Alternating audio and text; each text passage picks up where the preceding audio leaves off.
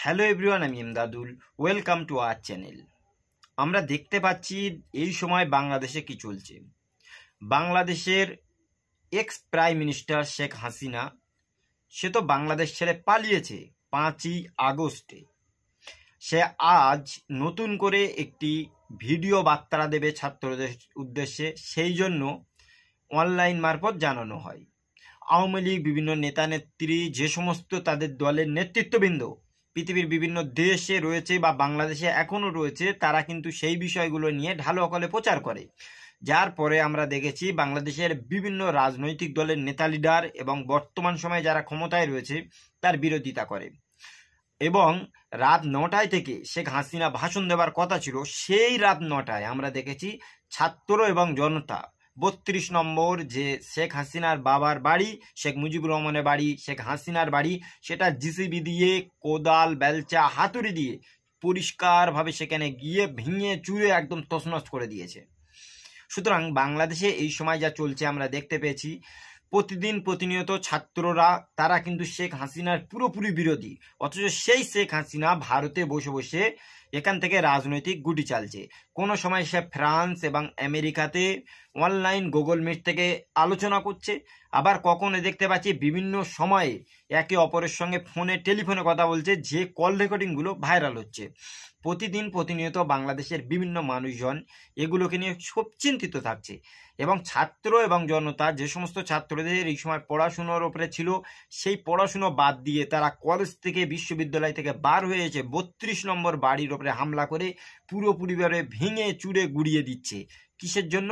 না, শেখ হাসিনা নতুন করে আজ রাত 9টায় লাইভে আসবে বলেছিল, এই জন্য। অথচ আমরা ভালোভাবে যদি দেখি, 5ই আগস্টে 1-2 নয়, প্রায় 1,500 ছাত্রের মৃত্যু হয়েছে। সেই সাথে সাথে হাজার হাজার ছাত্র এবং ছাত্রীদের হাত, পা, চোখ এগুলোকে পুরোপুরিভাবে অচল করে দেওয়া হয়েছে। কাউকে গুলির, কাউকে হত্যা, কাউকে পিটিয়ে এমন কিছু করা হয়েছে। কারুর হয়তো ভাই মারা গেছে, কারুর স্বামী মারা গেছে, কারুর ছোট ছোট বাচ্চা মারা গেছে। এইরকম একটা অভ্যুত্থান সৃষ্টি হয়েছিল আগস্টে, আমরা দেখেছিলাম। যে আগস্টে শেখ হাসিনার নির্মম অত্যাচারে সেই দেশের ছাত্র এবং জনতার অভ্যুত্থানে শেখ হাসিনাকে বিদায় জানিয়েছে। শেখ হাসিনা শেষ সময়ে তার বোন শেখ রেহেনাকে নিয়ে হেলিকপ্টারে করে আগরতলা হয়ে দিল্লির উদ্দেশ্যে চলে এসেছিল। আর সেই হাসিনা এখানে বসে রাজনীতি করতে চাইছে, অনলাইনে বক্তব্য দিতে চাইছিল বাংলাদেশের আওয়ামী লীগ এবং ছাত্র জনতার উদ্দেশ্যে। তখন ছাত্ররা এতটা ক্ষিপ্ত হয়ে যাওয়ার পর আজ 32 নম্বর বাড়িতে গিয়ে পুরোপুরিভাবে আগুন লাগিয়ে দেয়, জেসিবি দিয়ে পুরোপুরিভাবে ভেঙে গুড়িয়ে দেয় এই 32 নম্বর গোডাউন। সুতরাং এই সময়ে বাংলাদেশে কি চলছে আপনারা দেখুন। বিগত কয়েকদিন ধরে আমরা দেখতে পেয়েছি জামায়াত ইসলামী এবং বিএনপি উভয় রাজনৈতিক দলের সঙ্গে দ্বন্দ্ব।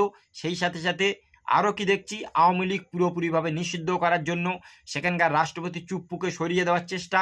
সেই সাথে সাথে সেখানকার যে সেনাপ্রধান ছিল সেই ওয়াকারুজ্জামান, তাকেও সরিয়ে দেওয়ার জন্য ছাত্র এবং জনতারা বিভিন্ন দিনেই কিন্তু তারা চেষ্টা চালাচ্ছিল, আন্দোলন এবং মুভমেন্ট করছিল। কিন্তু সেদেশের বিভিন্ন উপদেষ্টারা এই সময় সুশীল সমাজ সেজে তাদেরকে ভালোবেসে রাখতে চাইছে। অথচ শেখ হাসিনা সেই ভালোবাসাটার প্রতিদান দেওয়ার জন্য এখান থেকে অনলাইনে ভিডিও কল বা বার্তা দিতে চেয়েছিল। তখন ছাত্র এবং জনতারা ক্ষিপ্ত হয়ে যায় যে দীর্ঘদিন আমাদের উপরে ডিক্টেটরশিপ, অলমোস্ট 15 বছর তারা এই দেশ অর্থাৎ বাংলাদেশের চেষ্টা চালিয়েছে, রাজত্ব করেছে, মানুষদেরকে বিভিন্ন দিন কথা বলা থেকে বাধা প্রদান করেছে, গুম খুন করা হয়েছে, বিভিন্ন মানুষদের ট্যাগ লাগিয়ে মিথ্যা কেসে আয়না ঘরে পাঠিয়েছে, প্রতিদিন প্রতিনিয়ত আলেম ওলামা, ইমাম মুয়াজ্জিনদের মুখ চেপে ধরা হয়েছে। সেরকম একটা ডিক্টেটরশিপ, অত্যাচারী সরকারকে সে দেশ থেকে তাড়িয়ে দেওয়ার পরেও সে অন্য দেশে এসে সেই দেশের যারা নেতা মন্ত্রী তাদের উদ্দেশ্যে থেকে ভাষণ দিতে চাইছিল।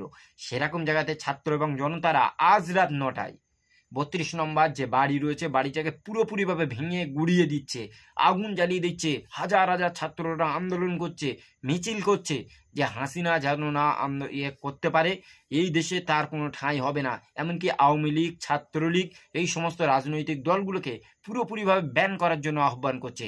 সুতরাং এরকম একটা সিচুয়েশনে অবশ্যই আমরা জানতে পারবো এবং বুঝতে পারবো যে বাংলাদেশ কি করতে চাইছে। সুতরাং আপনাদের মতামত কি, যে সত্যি যদি হাসিনা অনলাইনে মারফত সে বক্তব্য দিক, নাকি ছাত্র জনতারা যে কাজটা করছে সেটা ঠিক? আপনারা আপনাদের মতামত অবশ্যই জানাবেন কমেন্টের মাধ্যমে। আজকের এই ভিডিওটি এই পর্যন্তই। দেখা হবে অন্য কোনো দিন অন্য কোনো টপিকে। সকলে ভালো থাকুন, সুস্থ থাকুন। Thank you.